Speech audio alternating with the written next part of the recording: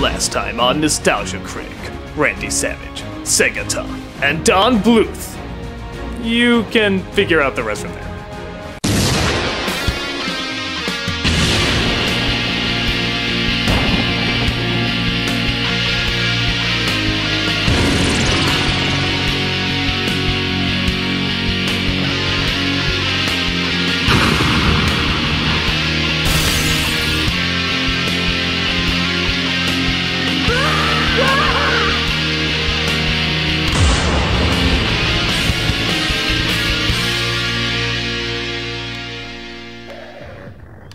Hello, I'm the Nostalgia Critic. I remember it so you don't have to.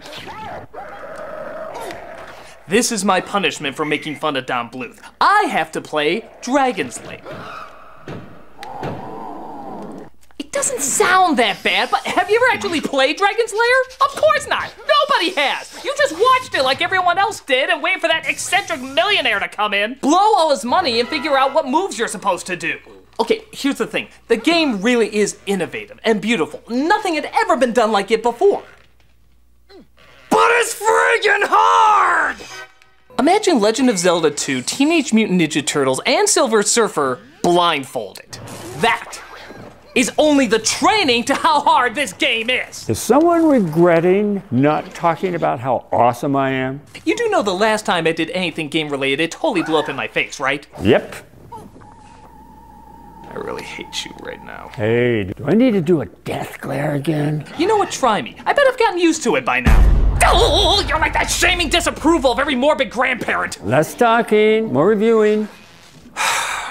So if you don't know, Dragon's Lair came out as an arcade game in the 1980s. The story was what every story was for a game in the 80s, guy saves chick. But to be fair, this one did have a good sense of humor as both the hero and the damsel seemed playfully airheadish. It was the first cinematically animated adventure quest with Bluth as the director of animation. Back then, it was practically impossible to replicate it on other platforms, but today, it's been adapted to several consoles and has been beautifully updated. But with that said, it's still friggin' impossible. Now granted, you can set it to easy where the arrows always tell you where to go, but there's a name for that, I believe. It's called, cheating. Yeah, the arcade game didn't work that way, so that's not what I'm doing either. I'm gonna play it as the game intended, the way that made it popular when it first came out. With that in mind, the controls are seemingly simple. Up, down, left, right, and push one button to use the sword. Easy enough, right? Well, here's the problem. It's not always clear what you're supposed to do. Sometimes it's a no-brainer. You see a monster, you use the sword. But other times you're supposed to move out of the way. How am I supposed to know to use the sword on this monster but run away from that one? But so what? I can just learn from my mistake on the next turn, right? 11 herbs and spices of wrong. You see, because this was a new kind of gameplay, the developers thought it might be too easy. So they changed up the level so you wouldn't figure it out too quickly. Because of this, you have to remember what the right choice was 10 stages ago when it randomly pops up again. Because every single stage needs to be defeated, sometimes twice, in order to get to the final level. Okay, and that one I use the sword only once, very important. Okay, and that one I don't use the sword at all. I jump back, putting it in the vault. What? Wait a minute, it was a glowy thing! How am I supposed to not go after a glowy thing in a game? It's a glowy thing! It's like telling a dog not to go after a bone! It's friggin' nature! Oh, we're back here again. Okay, use the sword only once. Ha! You're my bitch, Purple Peni! Huh? That was 2 glowy things! You just got in my head not to even go after one glowy thing and then you give me fucking 2? That's like telling me not to go after a cupcake and then you give me 2 cupcakes and then you smack me in the face for not going after the 2 cupcakes! What do you want? In the depths of your ignorance, what do you want? Glowy thing.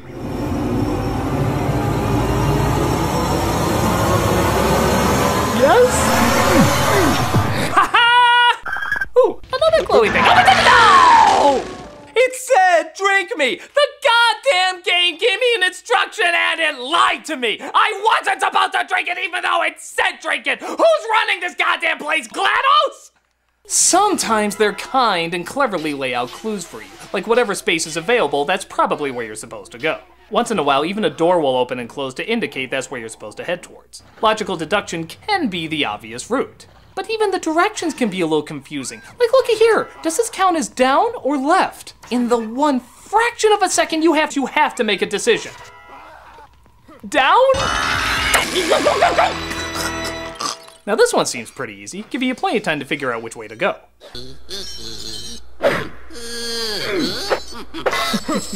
Child's play. Oh god! Oh shit! Oh man! Oh Christ! Oh god! Oh dear! I swear I let out! Oh fudge! Whoa, you're really bad at this. You think? I can usually win this in 10 minutes. That's because you made it! Schmuck. Actually, there was more effort in this layout than you may think. I'm not a gamer. And so when it came time to doing the game, a young man named Rick Dyer brought it to us and said, I want you to do a game about a little knight that goes into a castle and saves a princess. Well, the whole idea, the concept sounded good, but I didn't know how to do a game. So the entire game, which is about 20 minutes worth of animation, is a threat, a resolve, a threat, a resolve. The fun of the game was showing how many funny ways a person can die and still resurrect. I do have to say, one of my favorite things is hearing Dirk's wide variety of cowardly screams. They're heard more often when you play. Shut up! Actually, I wouldn't be shocked if Bruce Campbell was inspired by some of Dirk's cries. God, this game is so hard. Damn it. Damn it. Damn it! And now, the nostalgic Critic's top 11 death scenes. I'm not giving you the pleasure! Number 11. Number 10. Christ. Number 9. Can make it this time. Number 8. I almost had that! Number 7. Dirty little... Number 6. You're not funny, you know! Number 5. I don't even... Hey! Number 4. My pain will not sustain you! Number 3. What even happened? Number 2. And the number 1 nostalgic critic death will not be taking place because I just got to the final level! Don't worry. I'll save it for a special moment. Yeah, well, I'm about to win this sucker. After Daphne talks to me. Please save me! The cage is locked with a key. The dragon keeps it around his neck. To slay the dragon, use the magic sword. Eyes on the prize! Eyes on the prize! Oh, wow. Eyes off the prize! Eyes off the prize! Strangely enough, the final level is surprisingly not that difficult. Maybe they finally want to show some friggin' mercy. Though to be fair, that's more what Dragon's Lair 2 is. Dragon's Lair. Time Warp. This was a much better put together gameplay. That flashing light that only gave direction once in a while is now throughout the entire game. The story is still the same, with Dirk saving Daphne from an evil villain, but luckily the villain has a brother who happens to be a time machine. Well, obviously.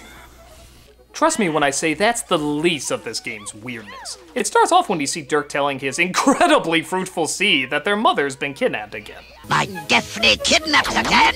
Idiot! And the first level is literally escaping your mother-in-law.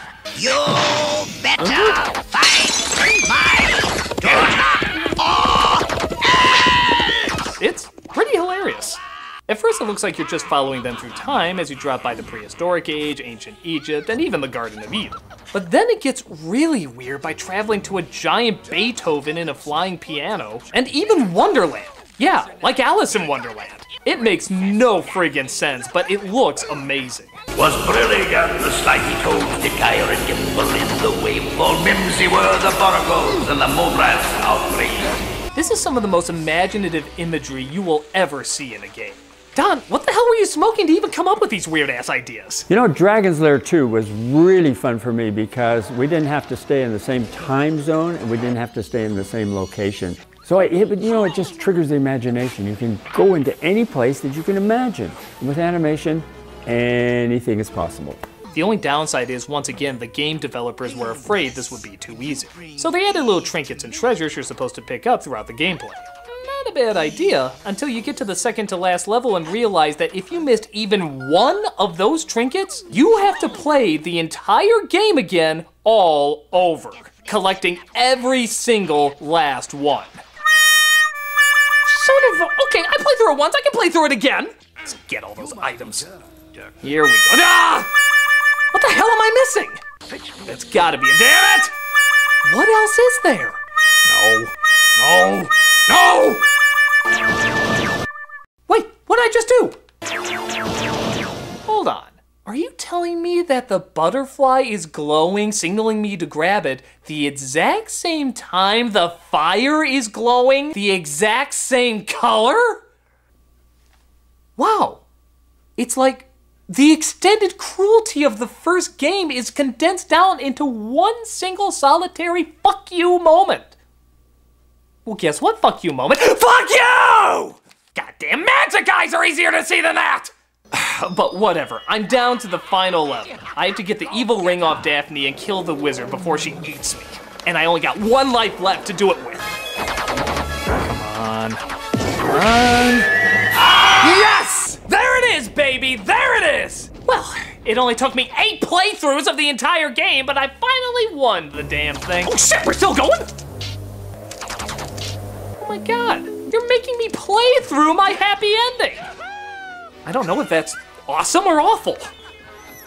It's awful. Okay, almost there.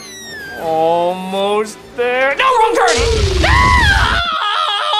I literally lost on my happily ever after! And that is the #1 nostalgic critic death scene.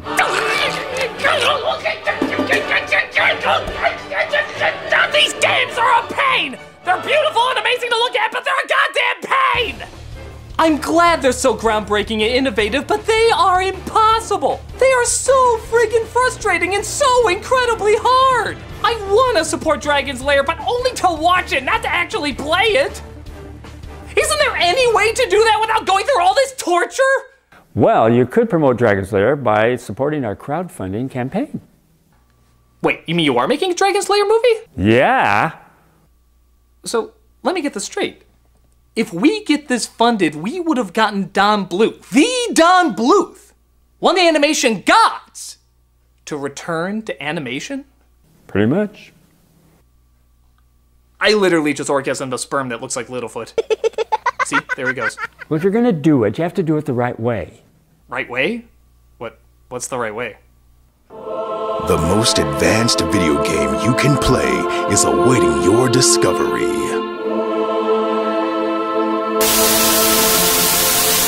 Hey! Want to see this on the big screen?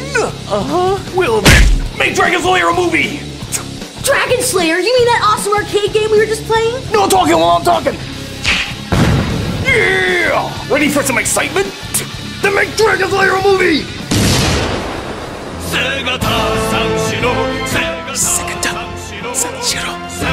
You go, Dragon's Lair, Takeshiro!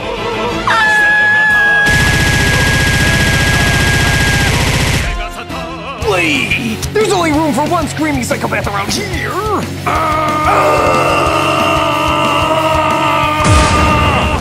Oh, we just blew up Africa, Suko! But make Dragon's Lair a movie, or Don Bluth will give you the death stare!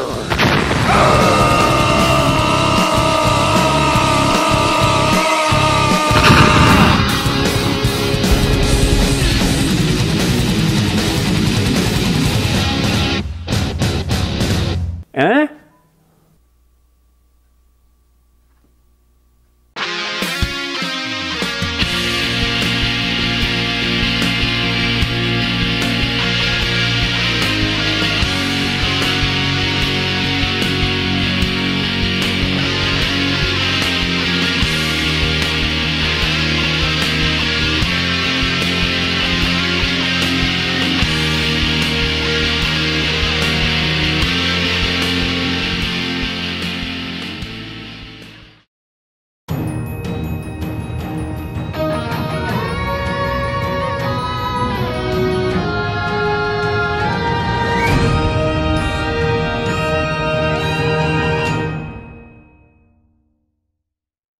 Hey everybody, Doug Walker here doing the charity shout-out. As you know, next week we're going to have a link for Indiegogo, the Dragon's Lair movie. But until then, as always, I'm going to do a charity shout-out here. And this is one that you see all over the place Usually outside ringing a bell, and by God, they try their hardest to do the best, and that is of course the Salvation Army. The Salvation Army isn't just one cause, it's several causes. It wants to help families, it wants to help adults, it wants to help children, it wants to keep them fed, it wants to keep them in houses, it wants to keep them warm and safe, it wants to help people on Christmas, it wants to get them food, it wants to do everything that has to do with helping people. Every year around this time, you see them outside the grocery stores, the malls, and the city, everywhere, ringing that bell in the freezing, freezing cold. There has never been a year you have not seen those people. They are always out there trying their best, reminding you of those who do not have a place to go or do not have much food to eat. They do this because they believe in helping people, they believe in making the world a better place, and they have done exactly that time after time. You can look at their YouTube channel, you can see so many of the various things they do, and of course you can just go to their website. But even outside of that, just donating the tiniest bit outside the grocery store or the mall or wherever they are. This is the time of year when they need the most donations, so please definitely be generous and make all those times that they're waiting in the cold worth it.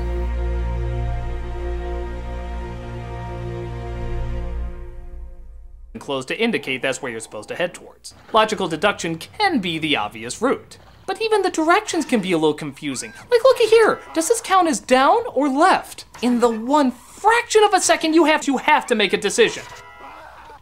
Down? Now this one seems pretty easy, giving you plenty of time to figure out which way to go.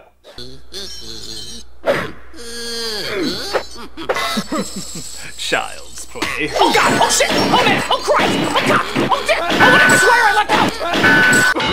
Oh fudge! Whoa, you're really bad at this. You think? I can usually win this in 10 minutes. That's because you made it! Schmuck. Actually, there was more effort in this layout than you may think.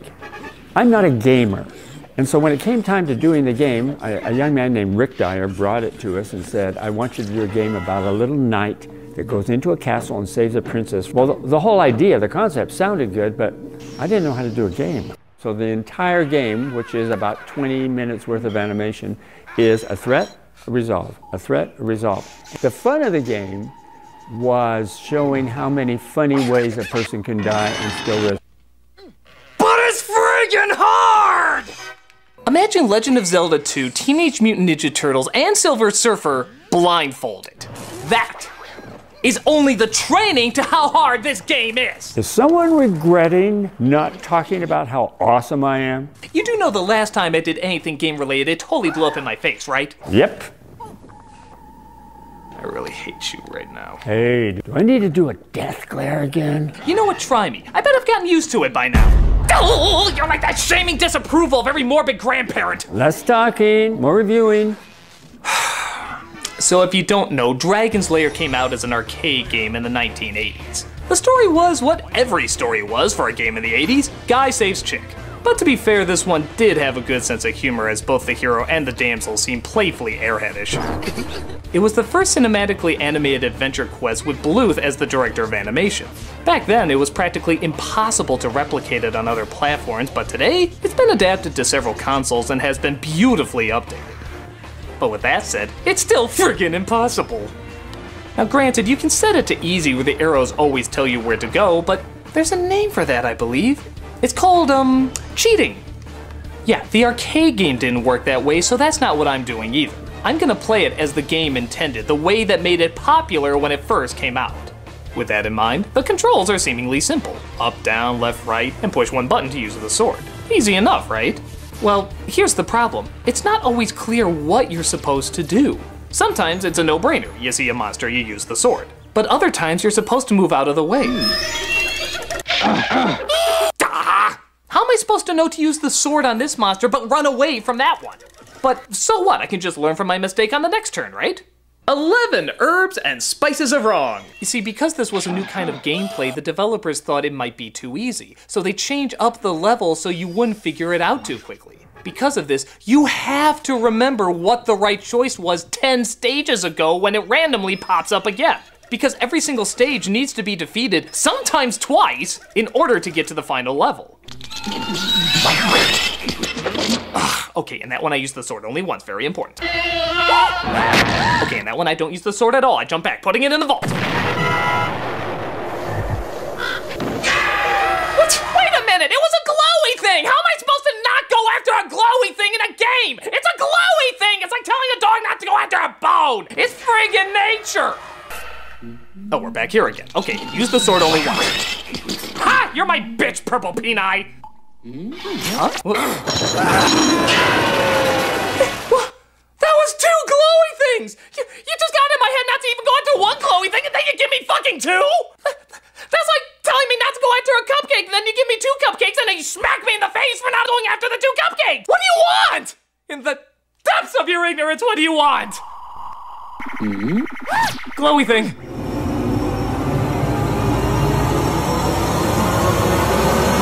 Yes? Ooh, another glowy thing. No!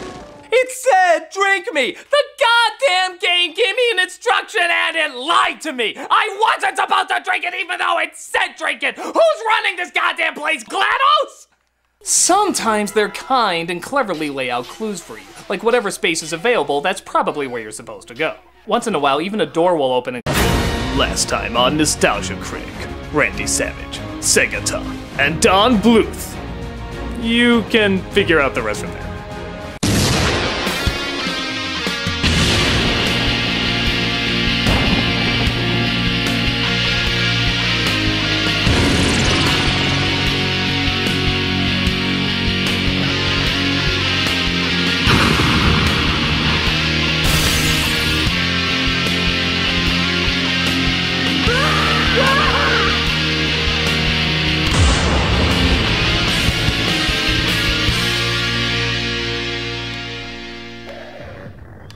Hello, I'm the Nostalgia Critic. I remember it so you don't have to.